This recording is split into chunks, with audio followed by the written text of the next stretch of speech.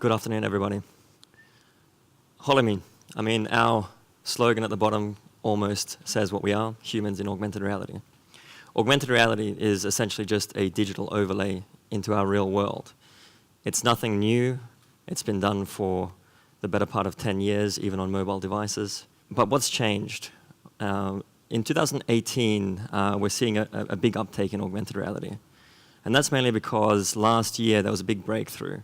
Augmented reality became readily accessible to millions and millions of users through their mobile phone without any physical markers. And that was largely due to Apple's ARKit software. Essentially, we create augmented reality humans. We are an asset creation software that uses one single video camera to create a high-definition human in augmented reality. Not only are we high definition, but we're also around about 25 to 50 times smaller in data usage than something like 3D scanning, which allows us to be accessible on mobile devices globally. At the moment, around about 500 million phones are compatible with our software. And by the end of the year, we should see an uptake up to about 900 million with the release and the ongoing traction of Google's AR Core. Augmented reality trends at the moment so far have been largely computer-generated models, 3D models, marketing events, gimmicks. One great Swedish company, IKEA, has had some notable traction on the e-commerce side by creating 3D models of their furniture, which gives you an enhanced experience of putting the furniture in your room.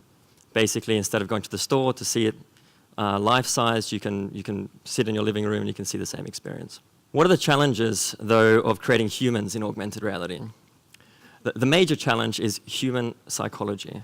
So it's our perception of human-like objects. And it's a psychological theory called the uncanny valley. And this means that the closer to a real human you get, but not quite, the more our perceptions turn away from the experience and we reject it. So, for example, Ted over there looks very cushy. We all love him.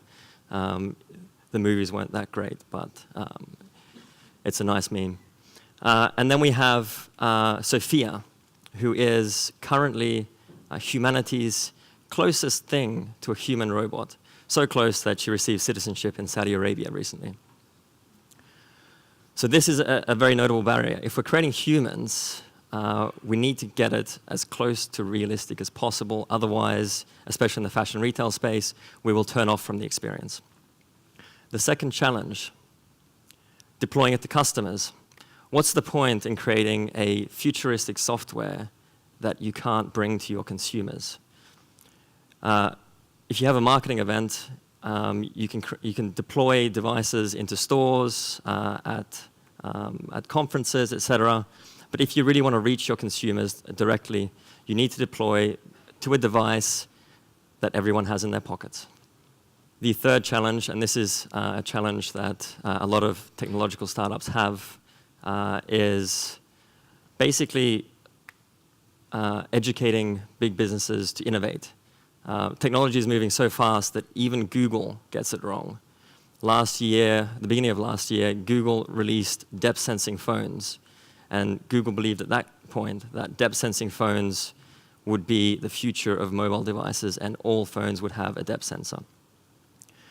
Google shelved that project this year and discontinued the research.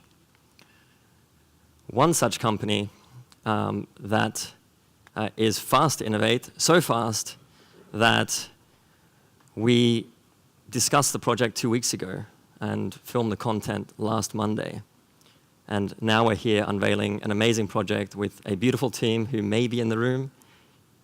Monkey, there they are. We had a fantastic time doing this project. It was really great to be able to work with such an innovative brand, one that moves so fast that we were the slow ones, which is a very difficult thing for a tech startup, to be the slower party against a multi-billion-dollar fashion retailer. Here is a short clip, and I hope this one works. Otherwise, I'll have to give you a live demonstration. I may give you a live demonstration anyway. Basically, you put high-definition humans into your space through your mobile phone. It's a new way of seeing fashion on a mobile application. For a long time, all you've had when you look at a garment is still images and a short video. But what about looking at the fashion up close, life-sized in your living room? Everyone talks about the conflict between having physical stores or a physical experience compared to your online retail. But what about putting the digital into your physical world?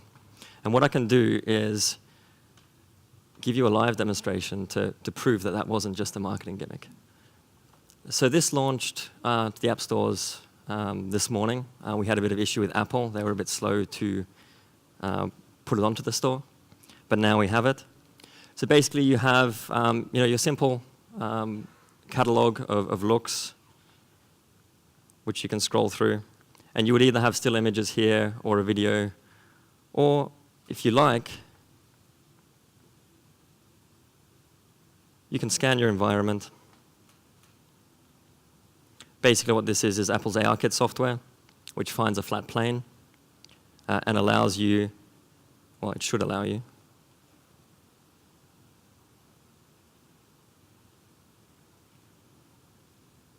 to place a human in the real world.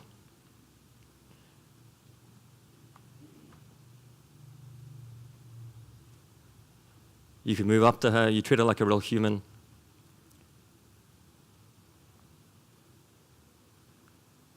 Or I can place her over here. Or even on my laptop. So this is what we're trying to achieve, is creating a link between the consumer's world and online retail. Thank you very much for your time.